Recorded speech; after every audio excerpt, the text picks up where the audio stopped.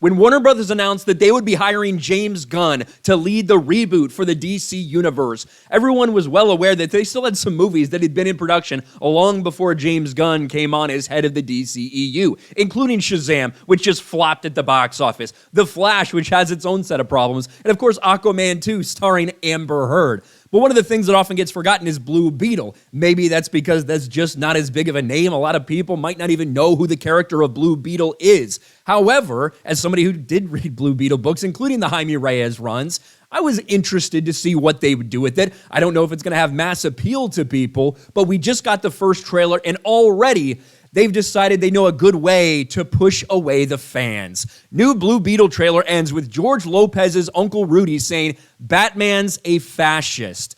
And if you thought it was just a throwaway line, well, they've actually already addressed this. Blue Beetle's Batman is a fascist line isn't just a throwaway joke.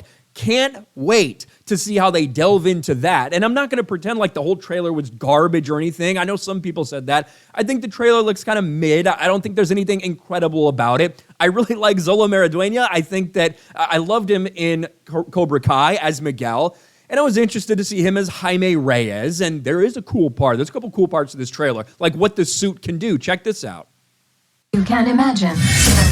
I can create. Let's party. I mean, come on. Like, this is pretty cool. Nice choice. I don't mind that part. That's awesome. Seeing the capabilities and a little bit of stuff we've seen from other genres, not just DC Comics, obviously. But then this is where they decided to end the trailer with this line. Whoa, it's like Batman stuff. Batman's a fascist. I just want to rap. Batman's a fascist. Now, it's just a joke from George Lopez, right? But one, what the fuck is he talking about? Nobody in this world knows anything about Batman. They don't know who he is. They don't even realize he exists. Most people don't even think he's a real person. So the idea that they would throw that line in there tells you who they're listening to, who they're pandering to. They're pandering to, as I put earlier on the reaction we did for Geeks and Gamers, to a new audience. A new audience that in all reality doesn't exist, that don't buy comic books. That's who that is for. And it almost seems like maybe they put it in there just to piss off some people. And in fact, the reaction from the director himself would tend to indicate that, because the director has actually responded very directly, no pun intended, to something that I said. A lot of people were very up in arms at my reaction over the Batman is a fascist line. George Lopez saying Batman is a fascist has this motherfucker riled up. I need more lines like that from the movie if they're freaking out like this. We may as well play this. This is my reaction earlier.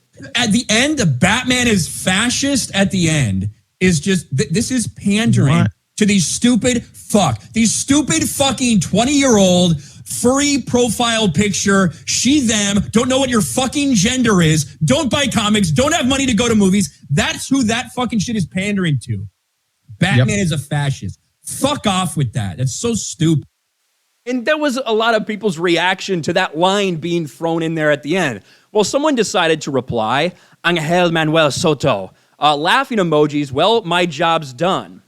This is the director. This is the director for Blue Beetle. It's funny that you think that pissing off people who clearly, where this joke is coming from, this complete ignorance of the character of Batman, and that you've told us already, that some of the stars have told us that it's not just a throwaway line, it's really how they feel and how these characters feel about these different superheroes in the universe.